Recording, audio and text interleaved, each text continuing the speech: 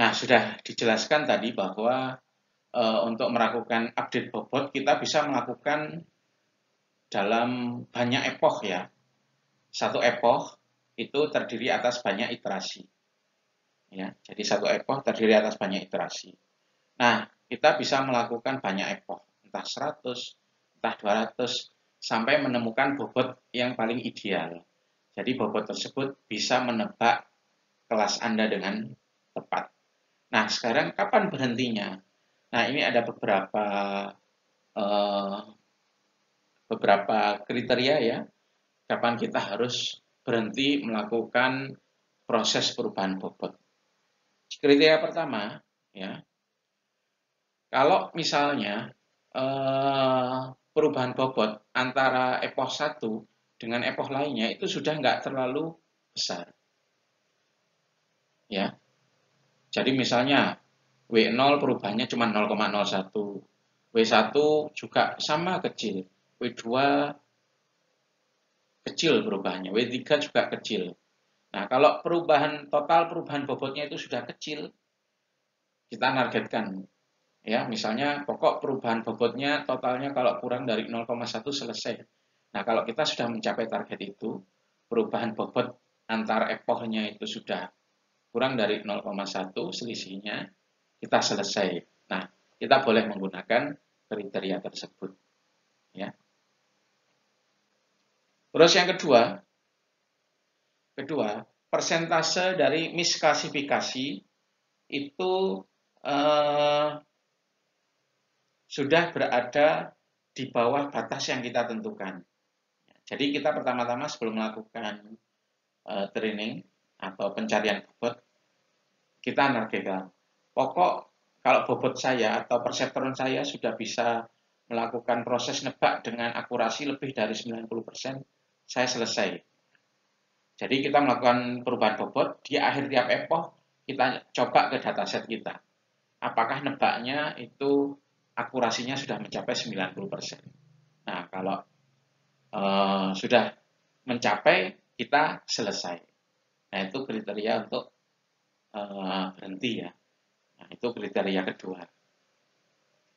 Kemudian kriteria ketiga, kita tentukan sendiri ya di awal. Misalnya, pokok saya harus melakukan 500 epoch. Kalau sudah 500 epoch, entah hasilnya bagus atau jelek, selesai. Gitu. Nah, itu kriteria ketiga. Kriteria ketiga adalah jumlah epoch. Anda boleh menggunakan salah satu kriteria tersebut. Ya. Dalam kenyataannya, biasanya epoch yang digunakan untuk pencarian bobot yang paling optimal itu biasanya beberapa ratus atau beberapa ribu. Nah, itu baru ketemu biasanya bobotnya.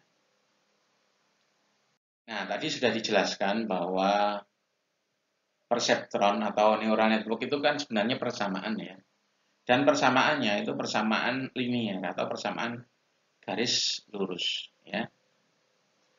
Nah, kalau persamaan tersebut kita gambar di koordinat kartesius atau di data space, itu bentuknya adalah garis lurus. Garis lurus tersebut itu berusaha memisahkan satu kelas dengan kelas lainnya. Ya, jadi contoh ya, ada kelas 1 di sini. 1. Ada kelas 0.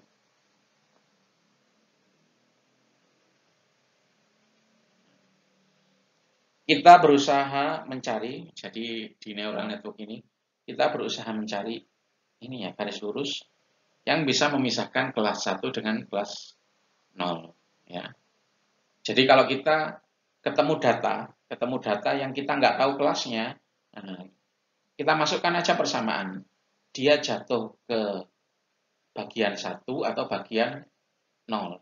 Kalau dia jatuh di bagian 1, itu kita tebak atau kita prediksi dia 1. Ya. Kalau jatuh di bagian 0, kita prediksi dia 0. Ya. Namun ada kasus di mana garis lurus tersebut tidak bisa memisahkan dua kelas secara sempurna ya. Nah, contoh di layar ada dataset ya, atributnya X1 dan X2, kemudian kelasnya ada min1 dan kelas 1. Nah, untuk kelas min1 itu dilambangkan dengan bulat ya.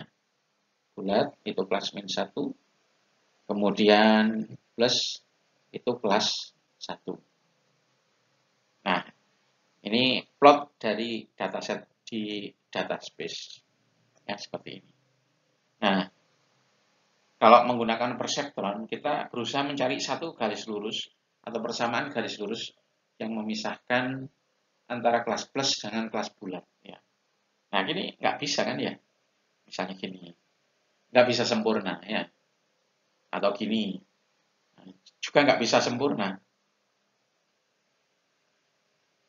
Misalnya ini, nggak bisa sempurna. Nah, agar kita bisa memisahkan ya kelas bulat dengan kelas plus, kita membutuhkan ya kalau misalnya pakai garis lurus minimal 2 garis lurus.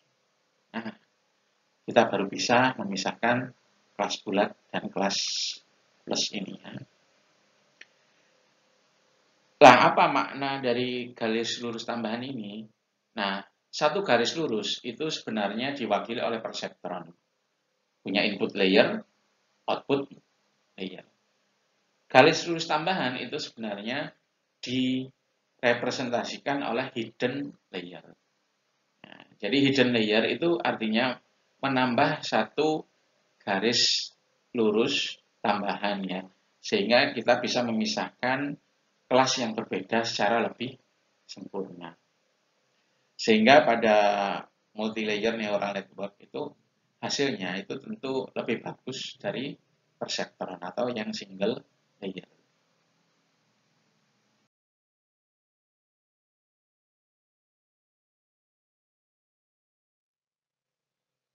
Nah ini ya, jadi ini ilustrasinya untuk dataset yang barusan.